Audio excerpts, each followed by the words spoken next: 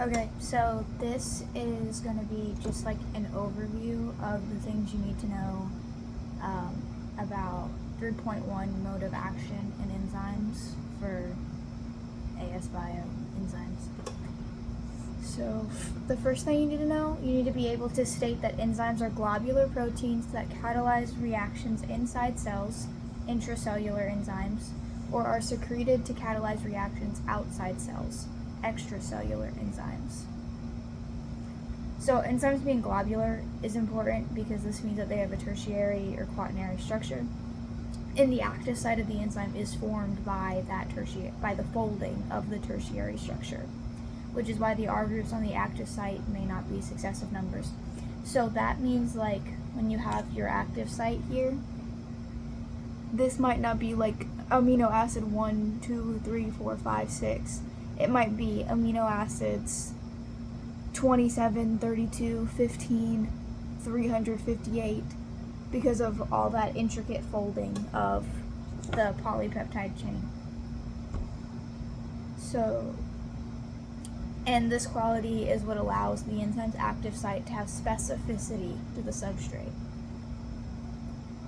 Catalyzing just means the enzymes lower the activation energy needed to start a reaction without being destroyed in the process. So they lower the activation energy significantly, like by like more than half. That's not like a number you need to remember, but like a lot. And they're unchanged at the end of the reaction. So the substrate becomes products, but the enzyme is just the enzyme, the same way it existed before the reaction. And before I say anything about intracellular and extracellular, I need to make sure that you specifically know, that no matter what, enzymes are made inside the cell.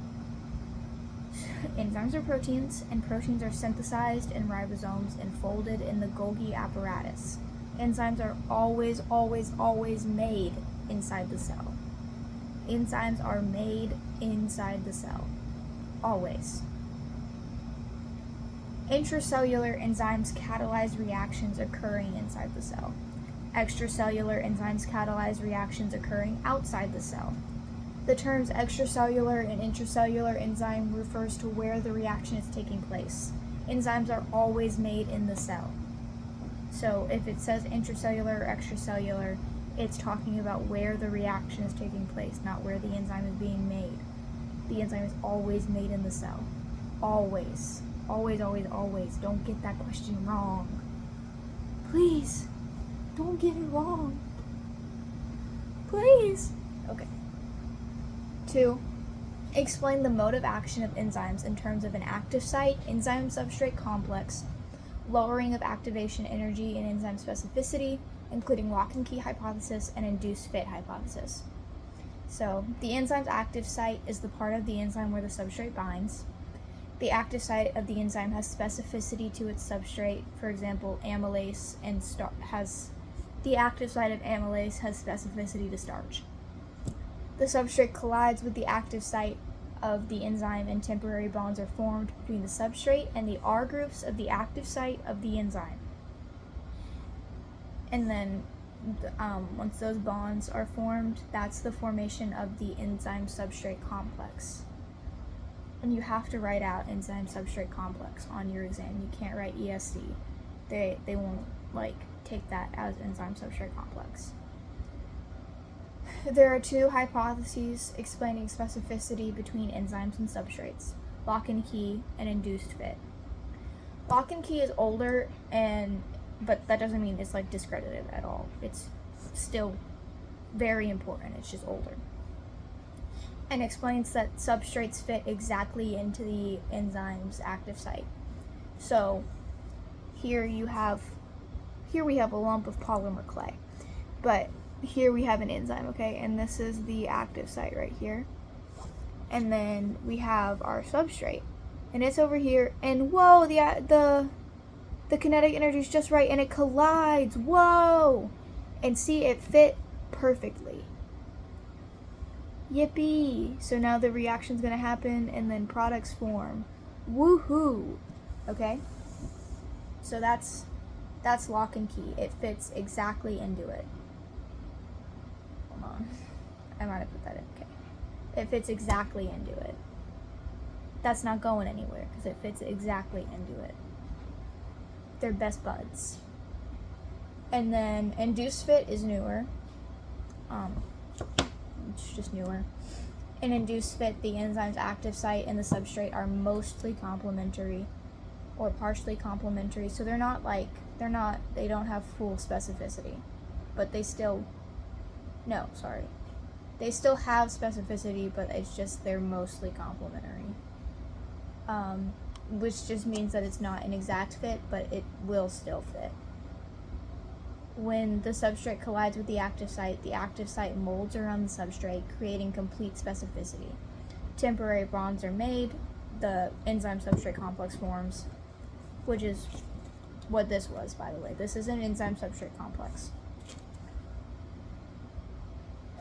The active site molds around the substrate, enzyme substrate complex forms. Or I already said that, I'm sorry. And the reaction occurs, and then once products are formed and released, the active site returns to its original shape. So then in this example, this is our enzyme, okay? And then it's the same substrate. But you see that and you would think, oh, no specificity, well darn. But they collide, and then this enzyme changes the shape, like the active site molds around the substrate. And it's important to remember that it's the active site of the enzyme that is molding, not the substrate. And then once the products are made and released, then the enzyme goes back to its original shape.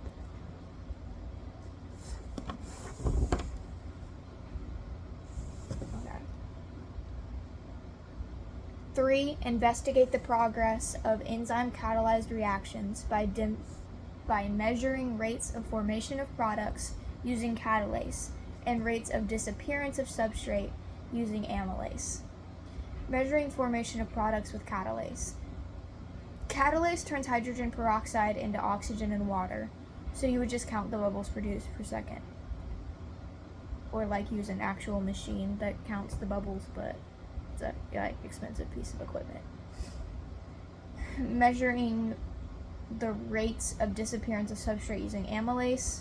Since amylase breaks down starch into maltose, starch is starch, and maltose is a reducing sugar, you would use iodine solution to see the removal of the like orangey brown color over time, which shows you the removal of starch. And then lastly for 3.1 is outline the use of a colorimeter for measuring the progress of enzyme-catalyzed reactions that involve color changes. Using a colorimeter throughout a reaction involving a color change allows you to get an objective quantitative result, and this gives you data you can plot. The most important thing here is the objective quantitative result. So if you're just looking at the reaction and you're like, that's blue, that's qualitative, obviously, and it's also subjective. So like what you might look at and say that's blue, I might look at and say, what are you talking about? That's clearly indigo. But with a colorimeter, there's a number attached to it because the colorimeter is measuring the absorption of light. So it gives you objective quantitative data that you can plot on a graph. Okay, so that is 3.1, mode of action in enzymes. And then next I will do factors that affect enzyme action. Okay, love you, bye.